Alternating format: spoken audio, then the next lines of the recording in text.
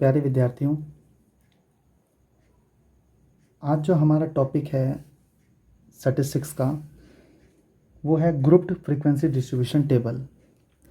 इससे पहले हम अनग्रुप्ड फ्रीक्वेंसी डिस्ट्रीब्यूशन टेबल कर चुके हैं। अब देखिए इस क्वेश्चन में the height of 50 students measured to the nearest centimetres have been found to be as follows. ये हाइट्स दी हमें स्टूडेंट्स की।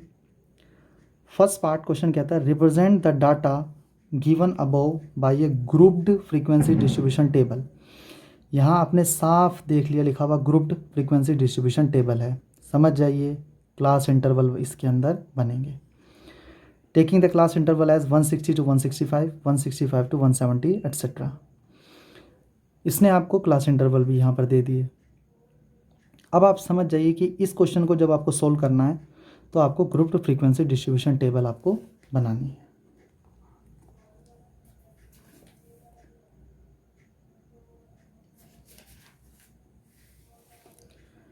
इससे पहले जब हमने टेबल बनाई थी वो थी अनग्रुप्ड फ्रीक्वेंसी डिस्ट्रीब्यूशन टेबल।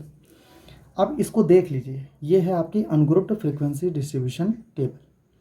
यहाँ पर कोई ग्रुपिंग है, कोई क्लास इंटरवल है नहीं, तो ये वाले टेबल आपने सीख लिए। अब आपको अनग्रुप्ड की जगह क्या सीखना है, grouped frequency distribution table.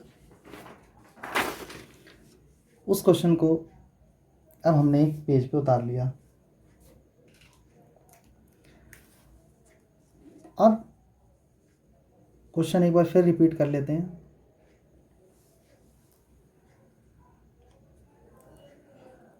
One 150 ये डाटा उसने सेंटीमीटर्स में हाइट का दिया हुआ था। क्वेश्चन था हमारा पहला, represent the data given above by a grouped frequency distribution table. Grouped frequency distribution table हमें ग्रुप्ड बनाना है, क्लास इंटरवल होंगे। By taking the class interval as 160 to 165, 165 to 170 etcetera. देखिए बेटे यहाँ ये थोड़ा सा कंफ्यूजिंग है। 160 to 165, 165 to 170। यहाँ जब इसने ये चीज़ आपको दे रखी है, इसका मतलब आपका जो क्लास इंटरवल स्टार्ट होंगे वो 160 से स्टार्ट नहीं होंगे, या हो भी सकते हैं, क्योंकि उसने सिर्फ आपको गैप बताया है कि जो विड्थ है वो आपको 5 का गैप लेके चलना है। अब सोचिए आप 160 to 165 अगर आप यहाँ से शुरू कर देते हैं तो क्या प्रॉब्लम आएगी। जब भी हम क्लास इंटरवल बनाते हैं तो सबसे पहले हम ये देखते हैं कि हमारे डाटा में सबसे छोटी वैल्यू क्या है और सबसे बड़ी।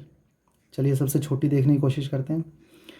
इस लाइन में 161 है, 162, 153, 154, 150, 161 दिख रहा है। 153 सबसे छोटा है। अगली लाइन में 153 से छोटा 150 आ गया। 150 से छोटा कोई नहीं, 150 से छोटा कोई नहीं, नहीं नहीं नहीं नहीं, 150 से छोटा कोई नहीं। तो अगर हम यहाँ से स्टार्ट कर देंगे 160 से 165 में, तो हमारा 150 कहाँ जाएगा। तो ये जो आपको गैप दिया जाता है, ये जो आपको एग्जाम्पल दिया जाता है taking the class interval as this, तो ये आपको सिर्फ ये है कि हाँ आप गैप देख लीजिए, इससे आपको यहाँ से हेल्प मिल जाएगी। लेकिन हमारा सबसे मिनिमम वैल्यू 150 है, तो हमें स्टार्ट कहाँ से करना पड़ेगा, 150 से। 150 to 155, 155 to 160,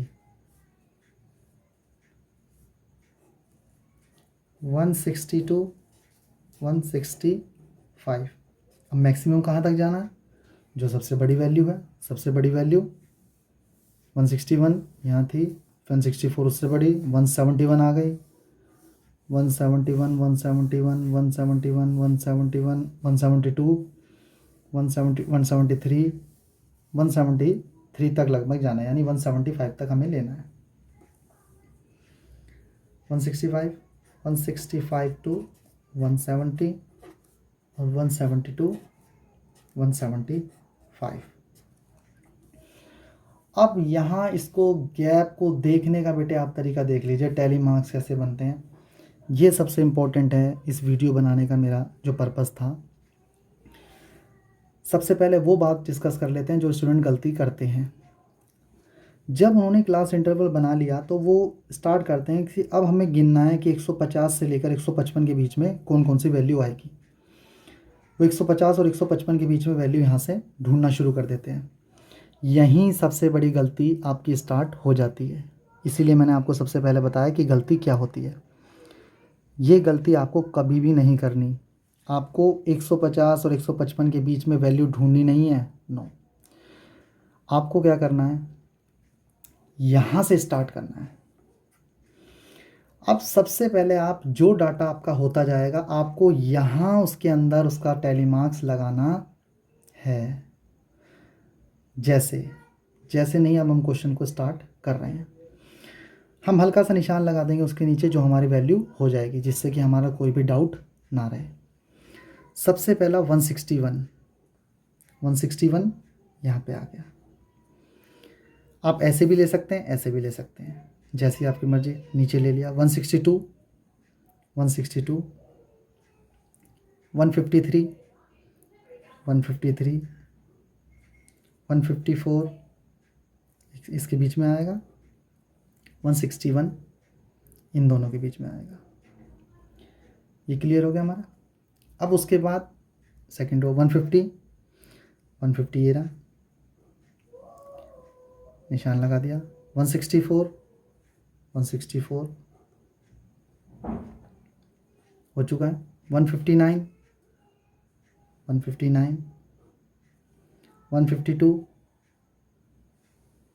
159 159 अभी तक कोई डाउट नहीं है। 154 इन दोनों के बीच में आएगा। अब ये कहते हैं कि जब 1 2 3 4 अगर हमारे बॉक्स बन जाते हैं और अब हमें 154 लगाना है, जिसका निशान हम लगा चुके हैं, तो वो डंडा हम यहाँ, वो बार हम यहाँ लगाने के बजाय इसके ऊपर लगा देते हैं। अभी आपको बताऊंगा कि इसका रीज़न क्या है। 154 लगे, 171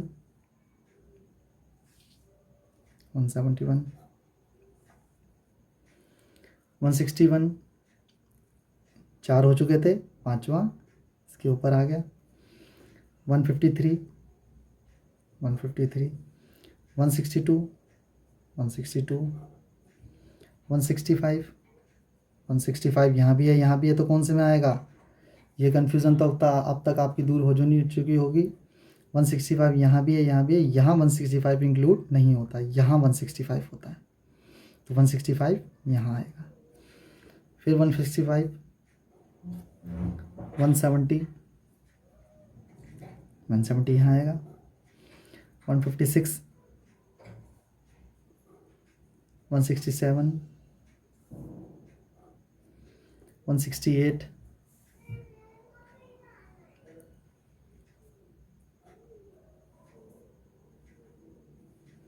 158 162 158 4 हो चुके हैं, पांचवा 168 ये भी 4 हो चुके हैं, पांचवा 161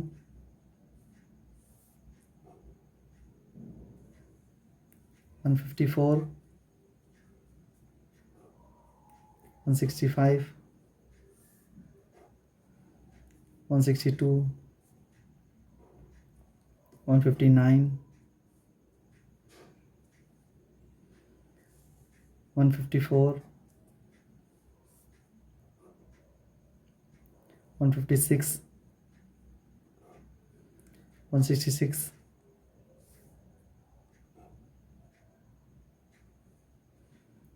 160 4 हो चुके हैं, पांचवा 158 162 172 168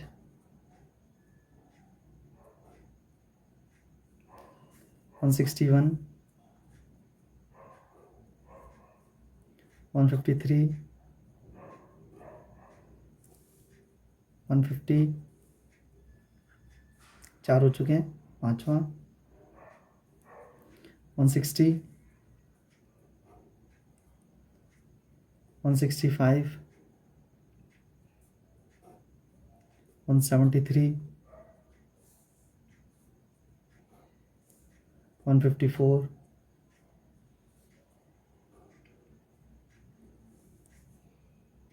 151,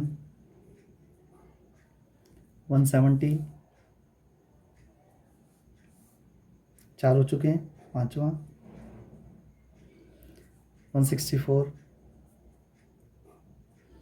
166, 4 हो चुके हैं, पाँचवा 159।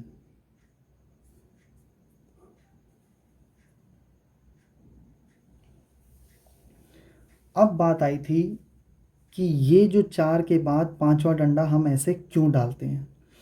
ये बेटे इसलिए था कि अगर आप सोचिए ये पाँचवा डंडा इस तरह से ना होता और ये सारे डंडे या सारे बार्स इस तरह से लगे होते, आपको यहाँ से लेकर ये सारे बार गिरने में मतलब चांसेस है कि इन बार को गिनने में आपसे गलती हो जाती ज़रूर। तो इसलिए इन्होंने कहा कि भाई 4 के बाद पाँचवा इसके ऊपर लगा दो, जिससे कि अब आपको गिनना ही नहीं पड़ेगा। आपने कहा ये कितना है, इसको गिनने की थोड़ी ना ज़रूरत है। 4 और पाँचवा इसके ऊपर, 5, 5 10 और 2 12, 5। अगर यही यहाँ लगा होता और सारे एक एक करके गिनने होते तो इसमें बहुत ज़्यादा टाइम लगता और गलती होने के चांसेस बढ़ जाते हैं। 5 6 7 8 9, 5 5 10 11 12 13 14, 5 5 10 5,